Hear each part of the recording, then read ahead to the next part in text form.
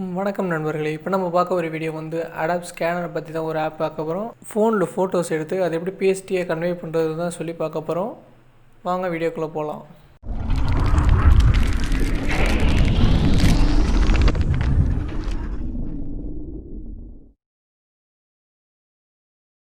Adapt ஸ்கேனர்னு சொல்லி type பண்ணுங்கள். Adapt scanner சொல்லி டைப் பண்ணோடனே ஃபஸ்ட் அப்ளிகேஷன் அதான் வரும். நான் ஆல்ரெடி டவுன்லோட் பண்ணிட்டேன். ஸோ நீங்கள் டவுன்லோட் பண்ணிவிட்டு கிளிக் பண்ணி ஓப்பன் பண்ணுங்கள். ஒன்ஸ் ஓப்பன் ஆனதுக்கப்புறம் மெயில் ஐடி உங்களுக்கு லாகின் கேட்கும். மெயில், ஃபேஸ்புக்கு, அப்புறம் ஆப்பிள் அக்கௌண்ட் கேட்கும். நீங்கள் ஃபஸ்ட்டு உங்கள் மெயில் ஐடி போட்டு லாகின் பண்ணி வச்சுருங்க. ஒன்ஸ் லாகின் பண்ணதுக்கப்புறம் லோடிங் ஆரம்பிச்சிடும். லோடிங் ஆனதுக்கப்புறம் ஆட்டோமேட்டிக்காக அப்ளிகேஷன் ஓப்பன் ஆகும். ஓப்பன் ஆனதுக்கப்புறம் எல்லாத்துக்கும் அளவு கொடுத்துருங்க. ஒன்ஸு கொடுத்ததுக்கப்புறம் நமக்கு நோட்ஸ் எந்த நோட்ஸ் வேணுமோ அதுக்கு நேராக கேமராவை வச்சு கரெக்டாக இது பண்ணுங்கள். ஆட்டோமேட்டிக்காக உங்களுக்கு இதில் என்னென்னா நீங்கள் கிளிக் பண்ண அவசியம் இல்லை. அந்த இமேஜுக்குள்ளே கரெக்டாக நீங்கள் பிளாட்ஃபார்ம் நேராக வைக்கணும். அந்த பேப்பருக்கு நேராக கேமரா வச்சு எடுக்கிறப்ப ஆட்டோமேட்டிக்காக அதே ஃபோட்டோஸ் எடுத்து கொடுத்துரும். அது எதனாலனா கீழே உங்களுக்கு ஆட்டோ செலெக்ஷனில் இருக்கும். ஸோ நீங்கள் அதுக்கு ஏற்ற மாதிரி கொடுத்துக்கலாம். இல்லை நீங்களே கூட மேனுவலாக கிளிக் பண்ணிக்கலாம். அது எப்படின்னு பார்த்தீங்கன்னா இந்த வைக்கிற இப்போ ஃப்ரேம் பார்த்தீங்கன்னா இந்த ஃப்ரேமில் கரெக்டாக வச்சு கரெக்டாக ஒரு கிளிக் மட்டும் பண்ணால் போதும். ஒன்ஸ் நான் ஒரு கிளிக் பண்ணிட்டேன்னா ஆட்டோமேட்டிக்காக ஃபோட்டோஸ் அங்கே போய் சேவ் ஆகிடும். இப்போ பாருங்கள் என்ன பண்ணுறேன்னு பாருங்கள்.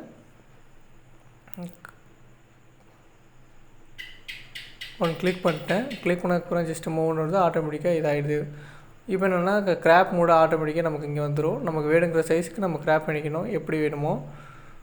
பார்த்தீங்கன்னா நான் எதுக்காகனா அந்த பேப்பர் கரெக்டாக சென்டர் பாயிண்டில் வரதுக்காக ஒன்ஸ் அதை கொடுத்துட்டேன். மறுபடியும் எத்தனை பேப்பர் வேணுமோ நம்ம இமேஜ் எடுத்துக்கலாம். இப்போ நான் அடுத்த பேப்பருக்கு மாற்றுறேன். அடுத்த பேப்பருக்கு மாற்றுறப்போ ஆட்டோமேட்டிக்காக அந்த பார்த்தீங்கன்னா 4 சைடு வச்சுன்னு டாட் மாதிரி வரும். அந்த டாட் தான் ஃப்ரேமோட எட்ஜஸ்ஸு. அது எந்த கரெக்டாக அட்ஜஸ்ட்மெண்ட்டில் உட்காந்துட்டுனா ஆட்டோமேட்டிக்காக உங்களுக்கு கிளிக்னு ஃபோட்டோ விழுந்துடும். இப்போ பார்த்தீங்கன்னா ஆட்டோமேட்டிக்காக ஃபோட்டோஸ் வந்து எடுக்க ஆரம்பிச்சிடும். நான் கிளிக் பண்ணலை, ஆட்டோமேட்டிக்காக அதுவே ஃபோனில் இது வந்துடும். அது 4 பாயிண்ட் கரெக்டாக வந்தாலே போதும், ஆட்டோமேட்டிக்காக ஃபோட்டோஸ் அதுவே எடுத்துரும். இப்போ பார்த்தீங்கன்னா இதுவும் முடிஞ்சிருச்சு. இப்போ நான் அதுக்கு ஏற்ற மாதிரி ஃப்ரேம் கொஞ்சம் அட்ஜஸ்ட்மெண்ட் பண்ணுறேன். பண்ணதுக்கப்புறம் அதே மாதிரி கொஞ்சம் நான் அட்ஜஸ்ட்மெண்ட் பண்ணுறேன். இப்போ பார்த்தீங்கன்னா கீழே கண்ணன் உள்ளது மட்டும் அப்படியே வச்சு ஒரு கிளிக் பண்ணிட்டேன். ஒன்ஸ் கிளிக் பண்ணதுக்கப்புறம் லோடிங் ஆகும். லோட் ஆனதுக்கு அப்புறம் பார்த்தீங்கன்னா அது எல்லா இமேஜும் சேர்ந்து வந்துடும்.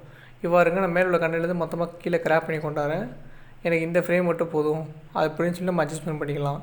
இப்போ நான் கொடுத்தோடனே இப்போ பாருங்கள் நெக்ஸ்ட்டு கொடுப்போம். இப்போ ஓவராலாக நெக்ஸ்ட் கொடுத்தோன்னா பார்த்தீங்கன்னா இதுவரையும் எடுத்த ஃபோட்டோஸ்னால ஆட்டோமேட்டிக்காக நமக்கு ஸ்கேன் ஆகிருக்கும். அந்த டாக்குமெண்ட் அப்படியே ஸ்கேன் ஆகிருக்கும். ஒன்ஸ் அதெல்லாம் பார்த்தீங்கன்னா உங்களுக்கு புரியும்.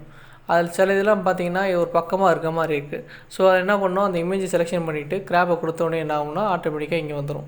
இங்கே வந்து நமக்கு தேவையான அளவுக்கு கொஞ்சம் எடிட் பண்ணி மாதிரிட்டிங்கன்னா ஆட்டோமேட்டிக்காக இங்கே உங்களுக்கு கரெக்டாக வந்துடும்.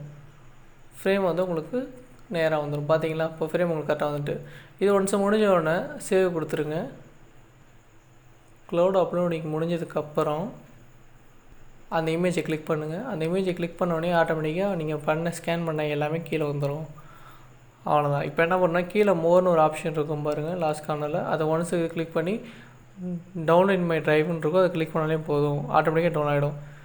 உங்கள் ஃபைல் போயிட்டு உங்கள் ஃபைல்லேருந்து இது பண்ணுங்கள்.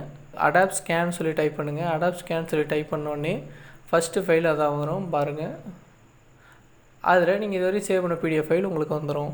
இதை நீங்கள் யாருக்குமே ஷேர் பண்ணதான் ஷேர் பண்ணிக்கலாம்.